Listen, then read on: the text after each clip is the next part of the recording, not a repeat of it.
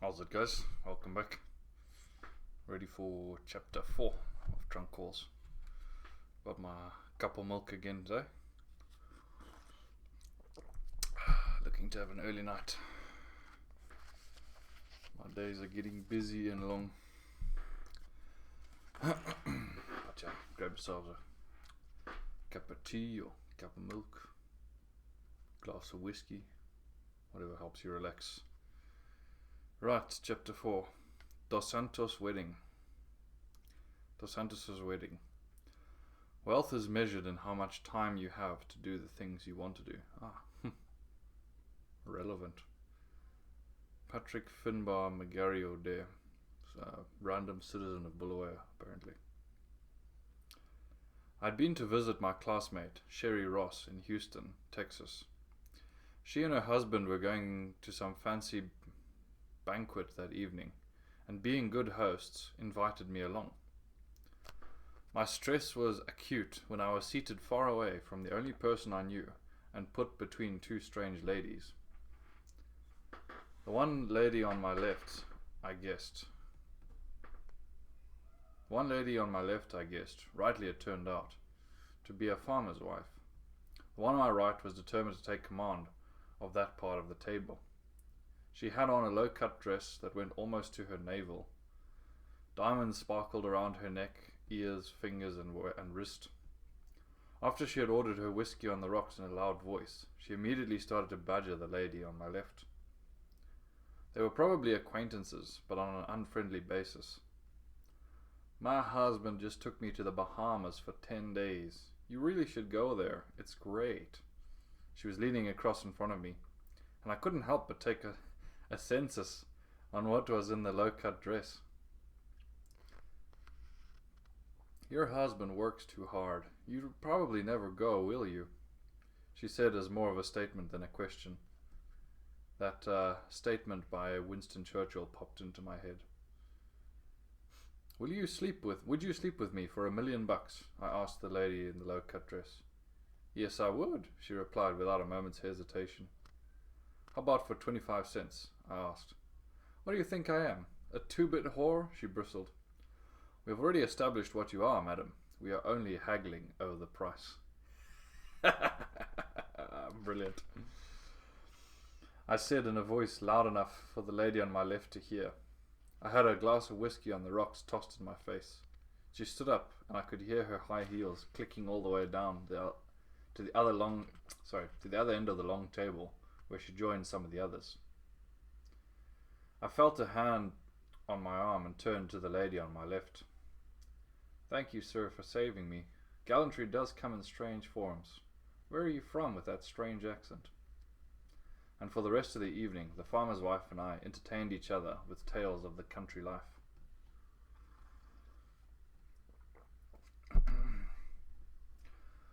One thing we were both passionate about was wildlife. She was telling me about badgers that lived on their farm, and I told her a bit about our honey badgers, or rattles. On one of my first trips to Mana Pools in 1980, when they opened it up to the public after the war, at about sundown, a honey badger got into my food trunk and was busy destroying everything. I took a piece of firewood and gave it a good smack. It took off churring all the way with me in hot pursuit. It ran out onto a sandy pit that juts into the Zambezi River, and I'm still worrying it all the way. When it got to the water's edge, it turned around and started to chase me. See, that's what I was like, he managed to chase a honey badger. Those things are not scared of nothing. It's one of the few creatures that I'm very terrified of. Especially terrified of when I'm out in the bush. It's a honey badger. Oh yeah, here we go. Tells exactly what. I've heard tales of honey badgers attacking animals of any size, and the part they always go for is the scrotum.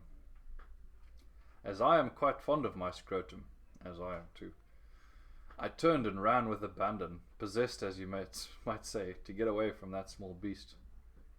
There was a huge audience by this time, lined along the bank, and only after I'd climbed up onto the bonnet of my Land Cruiser did it leave me alone and go grunting off in another direction.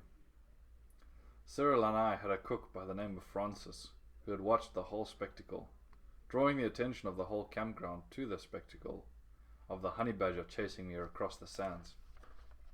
From then on, he called me Tsere, which is Shona for honey badger. He always took great delight in telling anyone who would listen about the time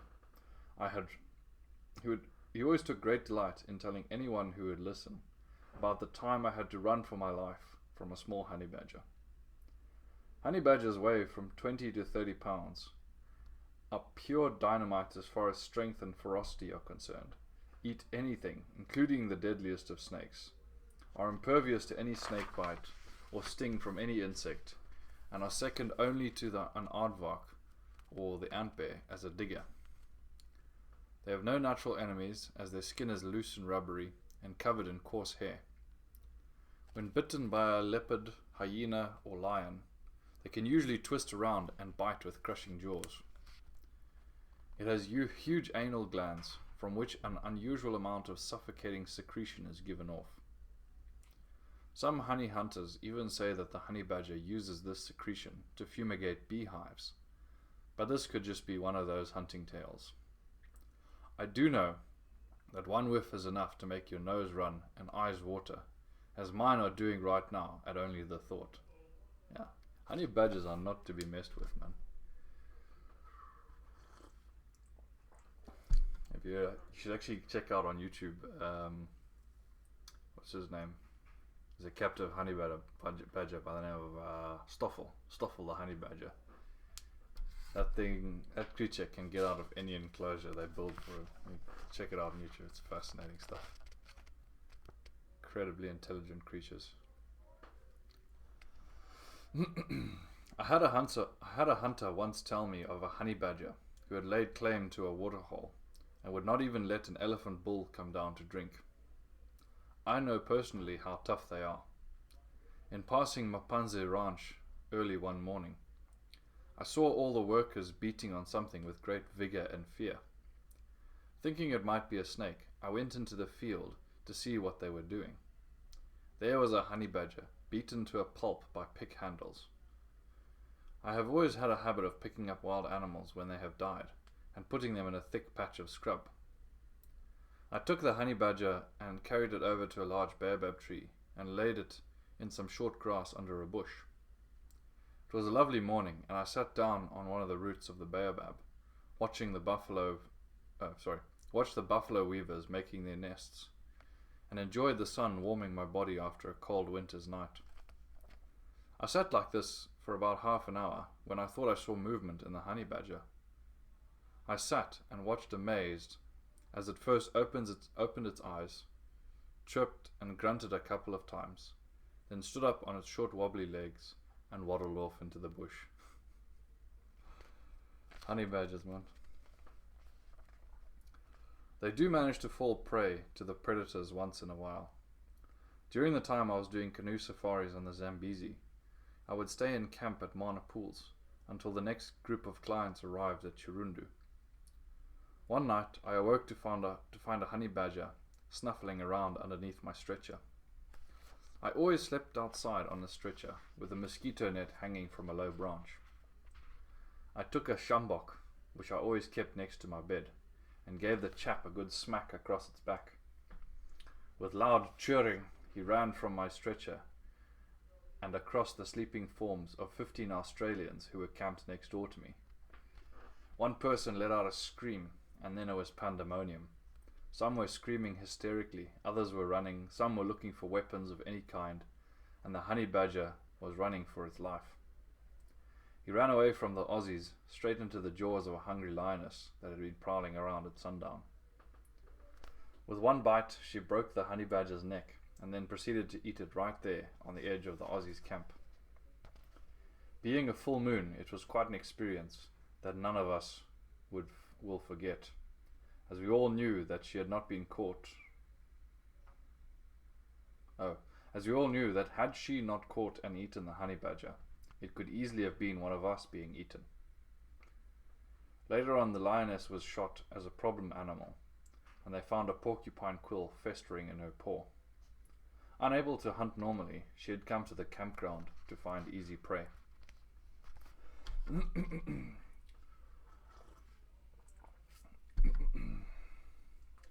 John Scrooby was a classmate of mine at Helderberg. He was a short, red-headed, very clever, and we called him Rattle, the honey badger, but only behind his back, as we were all a little bit frightened of him. He was certainly not a strong type, but we never knew how he was going to get you if you did something to him. People that teased him would get quite friendly with the toilet bowl.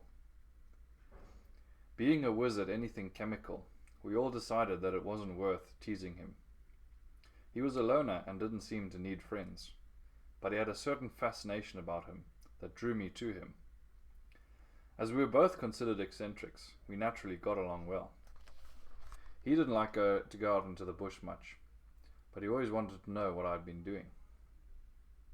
"Taylor, I've been making wine and I need your help. Where can I get some wild grapes?" I told him of the wild grapes growing down in the donga behind the girls' dorm, and if he wanted some fine seedless grapes, Oak Grove behind the college grew the finest tasting commercial grapes in the land. "What do you do with all your wine?" I asked innocently. "Oh, I sell it, eh? The men buy it because it's alcoholic, and the girls buy it because it's sweet. I have a still hidden on campus, but I won't even show you. That way you can never get into trouble." Can you imagine being caught having a still on the property of Helderberg College, a parochial Christian school where all the future shining lights of Africa were produced? "Now what am I going to do during the winter when there is no fruit?" John was pacing the floor like a professor. "How about making raisins now?" I didn't have time to finish the sentence. "That's it!" John shouted. "Raisins, mixed with apples and pineapples. That'll do it." He beamed at me. "You of course know where to get the pineapples, don't you?" Yeah, I'll get you the skins off the pineapples that are thrown away behind the kitchen. You can get enough flavor from the skins as you can the fruit." My granddad used to make fruit punch, and that was what he always did, boiling the skins until all the flavor was in the water. This would be cooled, sugar added, and we had a wonderful fruit drink. "Yeah, that's it. And peaches. I can dry peaches now, as well as the grapes. I'm going to try the peach mampoer this year." Peach mampoer has to be the most potent of all alcoholic drinks. I recently had Bernie telling me of a Norwegian bragging about some plonk from his home country. Bernie calmly poured him a tot of mampoer, and together they drank. After the fourth tot, the Norwegian fell over backwards, and we never heard about the wonderful drinks from back home again. John also taught me how to get free fizzy drinks. "Want a Fanta, Bill?" he asked. "Yeah, but I don't have any dough," I said. "Did I ask you for money? Come with me and we'll have a drink." We went down to the tuck shop, which was abandoned by 9 p.m. John had a bottle opener wired on the end of a stick and 2 IV tubes. He'd obviously been doing this for quite some time, because in a jiff, he had whipped off the tops of 2 bottles through the bars, passed an IV tube into each one, and passed an IV tube into each one. He passed me my tube, and we both began to suck. In seconds, the bottle was empty. "Want another one?" he asked, flipping the caps off 2 more bottles before I could answer. I was past the tube again, and we each enjoyed a second drink, a lot slower this time. It didn't seem to matter what flavor you got. The fact that you were getting a free drink made it the finest beverage in the world. Yeah, and you know what they say about the forbidden fruit, eh? The nectar of the forbidden fruit is sweetest. The kitchen matron was Mrs. Webster. She was a fierce, no-nonsense woman who had the bearing of a lion. One of her piercing looks could strip paint off a garbage truck. But underneath that facade was a heart of gold. Who would have ever believed that 12 years later she would be working for me as a receptionist in Bulawayo? She had been married to a miner in Rhodesia. Taking a family of 3 daughters and 1 son, she had moved to the Cape to give them all a better life. As a mother, she continued to be a lioness. Protective, loving, stern, and a good provider. Her one daughter was engaged to Alberto dos Santos, who was one of the prefects in college. Alberto came from Angola, was a very handsome young man with dark curly hair, and a brother that looked almost like a twin.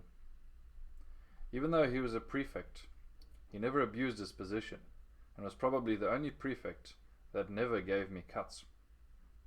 If someone was doing something wrong, he would take them aside, put his arm around their shoulder, and pull their head in close. You know that if you run in the passage that I'm going to have to give you cuts. I know that you don't want cuts, and I don't want to give you cuts, so you better walk, huh? He would give you one of his warm smiles, pat you on the back, and that would be it. As far as I know, he was more respected than the inflictors of pain. Surprising that, eh?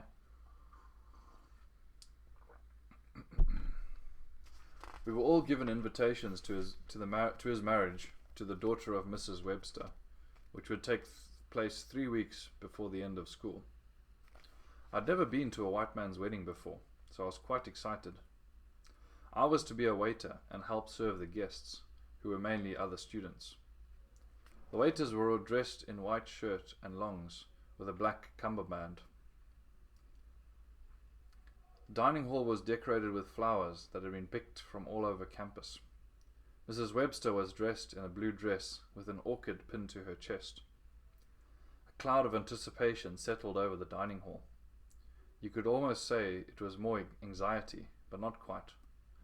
Everyone had been to the chapel for the wedding ceremony, and now they were all filing to their assigned tables. There was Scrooby, with his red hair plastered flat, and a little smile flitted across his face when he saw me. A hush spread across the hall. Alberto stood up and made the first toast to his bride, and everyone took a gulp of the non-alcoholic grape juice that had been made. It was quite a solemn toast. Then Alberto seemed to have gained a bit of momentum, and made a toast to his new mother-in-law, Mrs. Webster. We also were getting into the swing of these toasts, and drank some more grape juice. So much grape juice was drunk that the waiters had to refill some of the glasses. By the third toast, Alberto was smiling. His eyes were beaming. The room had lost its anxiety, and we were all quite relaxed. And even Mrs. Webster seemed to be enjoying the occasion. I looked over at Scrooby, and he was leaning back on his straight-back chair. His hands were folded across his tummy, and he had a smile of victory on his face. I could almost hear him saying, "Not too much, or they'll know, but just enough to take the edge off things." After the reception, there was a lot of grape juice left over. Ralph Sparrow, another East African from my part of the woods, and I took all the grape juice and put it back in their original bottles. We pushed in the corks, and then on Ralph's advice, we wired the corks to the bottles. Each of us took about 20 bottles to our rooms and put them along one wall. After each meal, I would go back to my room, uncork a bottle, and share it with my roommate and friends. I shared it with my friend Wally Cooks, and even John Scrooby came by now and then to sample it. 3 days after the wedding, we were all in worship after dinner, when there was a resounding explosion. I looked over at Ralph, and he mouthed the word pombe, which is Swahili for beer. 10 minutes later, it sounded like a double tap, the explosions rolling down the halls of the dorm. I got up and tried to slip out of worship. Close on my heels was the housemaster, Mr. Morford. We both walked fast to my room, and when I opened the door, a fourth bottle exploded. Both of us hit the floor, as grape juice and bits of glass sprayed in all directions. "You know you're not supposed to brew beer, and here you are blatantly making it right in your room." "It was grape juice, sir. Left over from Alberto dos Santos' wedding, sir. He said I could have it, so I brought it to my room, sir." One could be expelled for brewing at Helderberg, and the last thing I needed was to be expelled for 2.5 weeks. Sorry, to be expelled 2.5 weeks from the end of the year. Well, you better clean it up, if you can, and get those other bottles out of here, Mr. Morford said, and strode out of the room. Thank you, sir, I mumbled, and quickly found a pair of wire cutters. I took each bottle, held it out the window, snipped the wire, and immediately the cork would blow off. Most of the juice would fly out with the pressure, but I would leave a bit in the bottom, which I would drink. After 10 bottles, I found I couldn't drink anymore, as my head seemed to be a bit strange. I went down to Ralph's room, and he had done the same. He was sitting on his bed, empty bottles all over the floor. His lower lip was sticking way out. His eyes seemed to be on stalks. They were bugging out so far. You feeling alright? I asked. You feeling alright? I asked. Man, that was a good wedding. I gotta hand it to old Alberto. He sure knows how to make good grape juice. Ralph let out a satisfying belch and closed his eyes. Arthur Greaves is a good friend of mine who I try to have tea with every time I am in town. He reminds me much of my friend John Scrooby, even down to the red hair. He doesn't make his own mampur, but likes to drink whiskey. You can always tell when he has had enough, because his eyes are constantly blinking when he is talking to you. He recently caught a honey badger in his storeroom. Having a good sense of humor, he put it in an old small suitcase, and when he got to town, he put it on the side of the road, knowing that the first car that came by would probably pick it up. He set up watch from behind a bush, and sure enough, the first Peugeot 504 station wagon taxi that came by.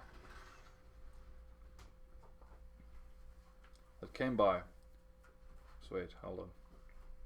He set up watch from behind a bush, and sure enough, the first Peugeot 504 station wagon taxi that came went by at 20 meters, screeched to a halt, backed up, opened a door, and picked up the suitcase. There was a full complement of passengers, which in Zimbabwe means 15 aside from the driver. 20 meters down the road, 4 doors and the back of the station wagon burst open, and 16 screaming people came flying out. The car rolled to a stop and out jumped the honey badger. He calmly walked across the road in his normal rolling gait, sniffed some rubbish on the side of the road, and then disappeared into the bush. After Arthur told me this story, he leaned back in his chair, folded his hands on his tummy, and had a satisfied smile for a minute or two, just remembering. Oh, there's some pictures here. Let me just finish the chapter and then I'll show you the pictures. Ah, okay. That is the end of the chapter. Let's see if we can get these pictures on camera. Ooh, oh yeah. That's Bill Taylor's dad with his rich Indian friends who sponsored it. That's the Bill Taylor and his sister with the crested crane.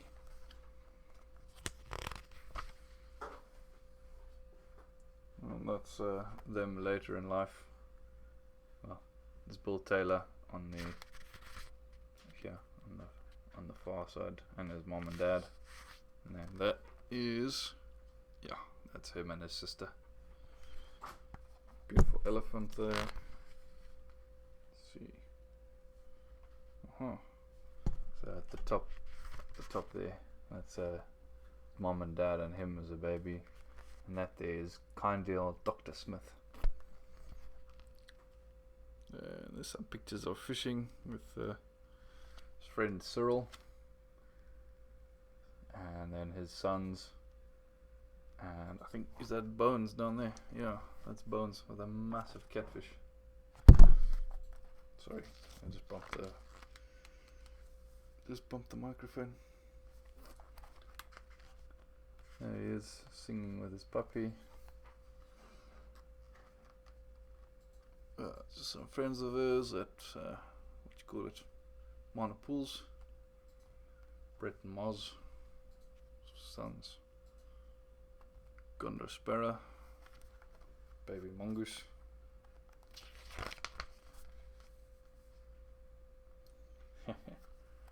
There's disguising yourself with dung to get close to animals.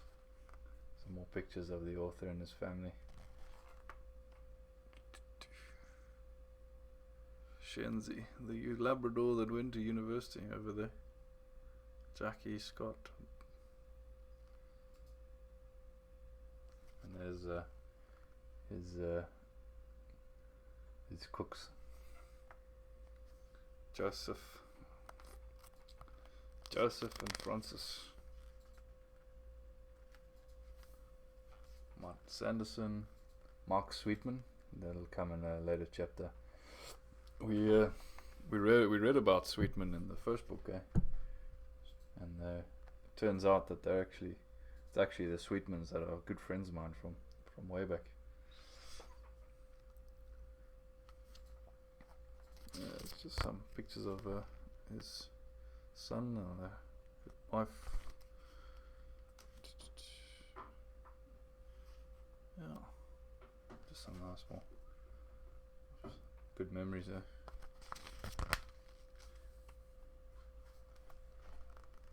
He's playing with the rhino. And this one he's darting the rhino, not shooting it.